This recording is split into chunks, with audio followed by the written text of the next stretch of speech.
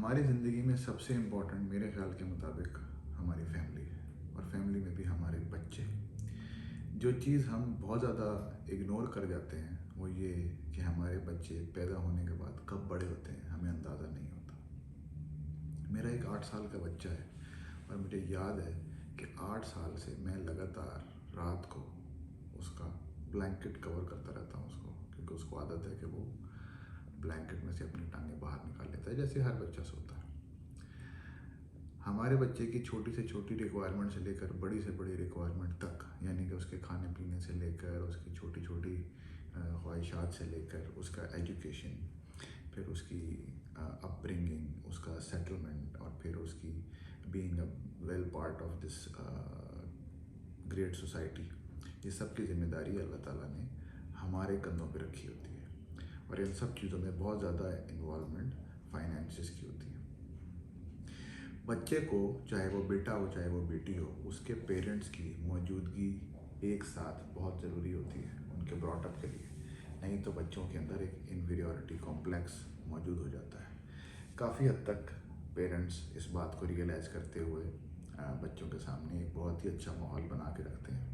लेकिन फाइनेंशियली बहुत जगहों पर मैंने ये नोट किया है कि जब भी उनको ये बात रियलाइज़ करवाई जाती है तो वो इससे किनारा कश हो जाते हैं या सच का सामना नहीं करते।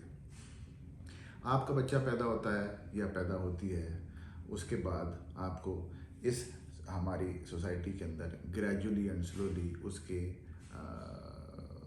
एक्सपेंसेस को मैनेज करने के लिए एक सर्टन अमाउंट ऑफ टाइम मिलता है। जैसे कि बच्चा पैदा हुआ तो आप उसको घर पे ले आए और घर पे लाने के बाद उसकी जो छोटे से टॉडलर एज से लेकर स्कूल में एडमिशन तक की एज तक आपके पास 2-3 साल 4 साल मिल गए। उसके अंदर आपने कुछ इंतजाम किए, जिसके बाद बच्चे को स्कूल में एडमिशन करवा दिया।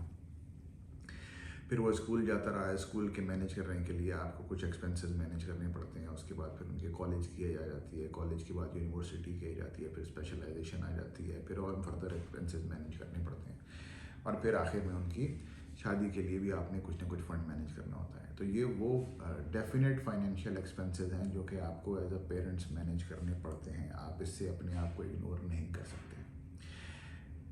काफ़ी हद तक लोगों से मैं अपने लाइफ इंश्योरेंस सेल्स करियर के अंदर मिला, उन लोगों ने सब ने कहा कि अल्लाह ताला उसका इंतज़ाम करेगा। अल्लाह ताला ने आपको ज़िम्मेदारी दी है उसका इंतज़ाम करने की।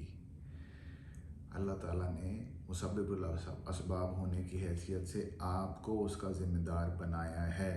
इस बात का रियलाइजेशन आपको होना है। आप इस बात से इनकार नहीं कर सकते। At the end of the day, जब आपकी बेटी का रिश्ता आए और आपको उसकी अरेंजमेंट करने के लिए इधर उधर दौड़ना भागना पड़े, तब भी आप ही को इंतज़ाम करना है। और अगर आप बेटी पैदा होने से 20 साल तक जब उसकी शादी की होती है तब उसके शादी के अरेंजमेंट का इंतज़ाम कर लें, तब भी आप ही को इंतज़ाम करना है। आपका बेटा पैदा हुआ है, आपने उसकी हायर एजुकेशन के लिए फ़ंड अरेंज करना है, तो अभी आपने अरेंज करना है। जब वो कॉलेज से पास आउट हो के निकले तब आपने फ़ंड अरेंज करना है, तो भी आप ही की जिम्मेदारी है। ये चीज़ें जितनी जल्दी आप रियलाइज़ कर लें उतना ज़्यादा अच्छा होगा। लाइफ इंश्योरेंस आपको आपके बच्चों के फाइनेंशियल सेटलमेंट के अंदर 1/3 कंट्रीब्यूशन के ऊपर 3/4 contribution life insurance company arrange करके देता है। किसी भी लाइफ इंश्योरेंस कंपनी से आप कोई भी प्लान परचेज कर लें। अगर आपका बच्चा पैदा हुआ है और आप अपने बजट के अंदर रहते हुए, अगर आपकी इनकम 10,000 है, आप 1,000 रुपये महीना उसके अंदर डालें। अपनी इनकम का 10% उसके अंदर इंगेज करें। 20 साल तक अगर आप उसके अंदर इंगेज करेंगे 1,000 रुपये पर मंथ के हिसाब से, तो आपको उसका 3/4 ऐड करके कोई भी दुनिया की इंश्योरेंस कंपनी ऐड अप करके देगी। मेरा मकसद इन वीडियोस के बनाने का सिर्फ और सिर्फ ये होता है कि आप इस बात को रियलाइज़ कर सकें कि आप अपनी ज़िंदगी में वक्त को किस तरीके से कैलकुलेट कर सकते हैं।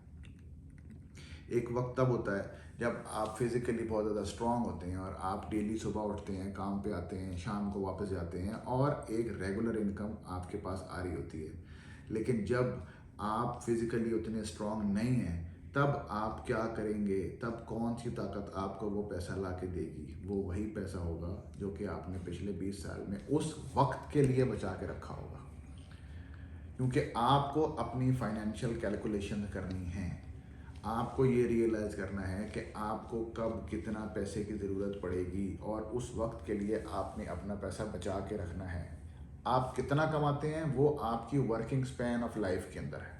अगर आप 1 लाख रुपए महीना कमा रहे हैं, आप उसमें से 10,000 पर महीना सेव करें। आप 10 लाख रुपए महीना कमा रहे हैं, आप 1 लाख सेव करें। आप 10,000 रुपये महीना कमा रहे हैं, आप 1,000 रुपये सेव करें, लेकिन करें और एक ऐसी कंपनी के साथ सेव करें जो कि आपको उसके ऊपर 3/4 एडिशन देगी at the end of 20 years. आपको ये बात रियलाइज करनी है कि ये चीज़ें आपके लिए कितनी इम्पोर्टेंट हैं।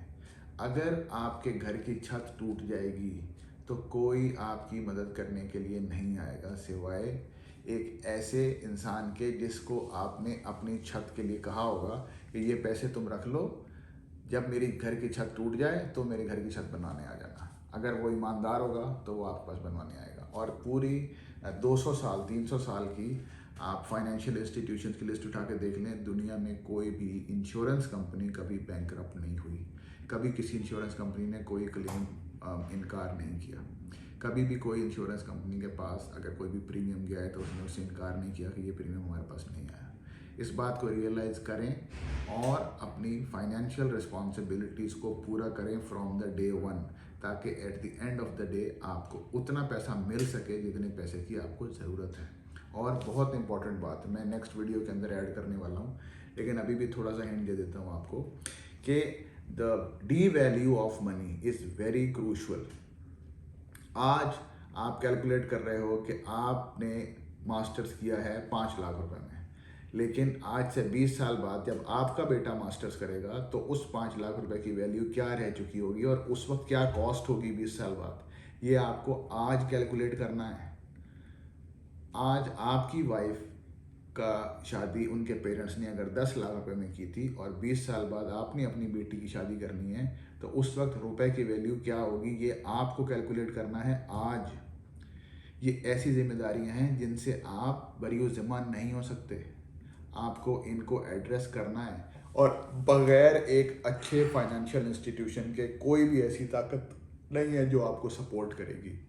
So please please please please please किसी भी अच्छी इंश्योरेंस कंपनी के पास जाइए और उनसे अपने रिक्वायर्ड फाइनेंशियल फंड्स के लिए, प्रीमियम के लिए डिस्कशन कीजिए। उनको बताइए कि मैं इतने पैसे सेव कर सकता हूँ पर मंथ, उसके अंदर मुझे ये फंड चाहिए, इतने अरसे बाद इतना फंड चाहिए, इतने अरसे बाद इतना फंड चाहिए, और फिर मेरी रिटायरमेंट में मुझे इतना फंड चाहिए। इस चीज़ को कैलकुलेट कीजिए, आज कीजिए, बहुत ज़रूरी है ये आपके लिए।